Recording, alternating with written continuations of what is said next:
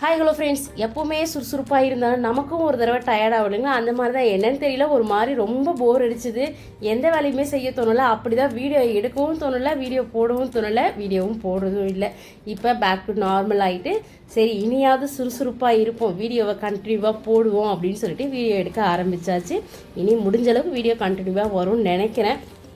இன்றைக்கி சமையல் யார் சொல்லி கொடுத்து செஞ்சேன் அப்படின்னா, நம்ம JareGPT கிட்ட தாங்க கேட்டிருந்தேன்.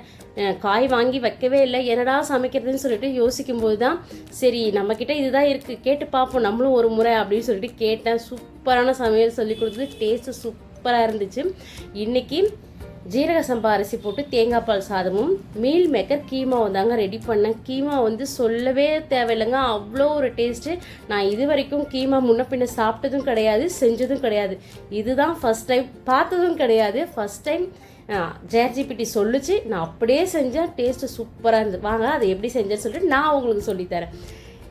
எண்ணெய் நல்லா சூடானதும் ஜீரகம், 2 பெரிய வெங்காயம் பொடியாக கட் பண்ணது, 2 பழுத்த தக்காளி பொடியாக கட் பண்ணது நல்லா வதக்கிட்டு இஞ்சி பூண்டு பேஸ்ட்டு கூடவே மிளகாய்த்தூள், மஞ்சள் தூள், உப்பு, தனியாத்தூள், கரம் மசாலா, இது எல்லாத்தையும் சேர்த்து ரா ஸ்மெல் போகிற அளவுக்கு வதக்கி எடுங்க.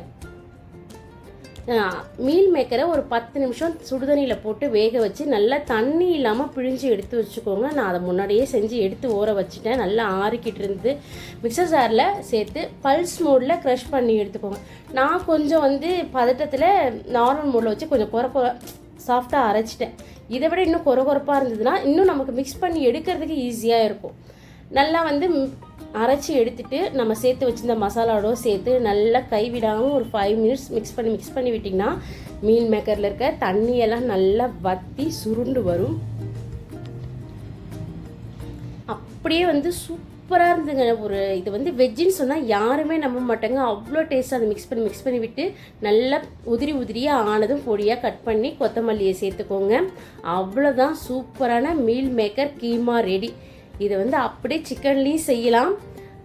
வெஜ்ஜில் செய்யணும் அப்படின்னா கண்டிப்பாக இதை மாதிரி ட்ரை பண்ணி பாருங்கள். டேஸ்ட்டு சூப்பராக இருந்தது. அதுவும் இந்த தேங்காய் பால் சாதத்தோட ரொம்ப அட்டகாசமாக இருந்தது. பசங்கள்லாம் ஆஃபீஸ்க்கு காலேஜுக்கு எடுத்துகிட்டு போயிட்டு ரொம்ப சூப்பராக இருந்தது. ஃப்ரெண்ட்ஸ் எல்லாம் சொன்னாங்கன்னு சொல்லிட்டு என்னை ஒரே பாராட்டி தள்ளிட்டாங்க. இந்த பாராட்டுக்குரிய யாருன்னா JareGPT தான். ஆனால் டேஸ்ட்டு சும்மா சொல்லக்கூடாதுங்க, அவ்வளோ சூப்பராக இருந்தது. ஒரு முறை ட்ரை பண்ணி பாருங்கள். இந்த வீடியோ பிடிச்சிருந்தா மறக்காமல் லைக் பண்ணுங்கள். தேங்க்யூ ஃபார் வாட்சிங்.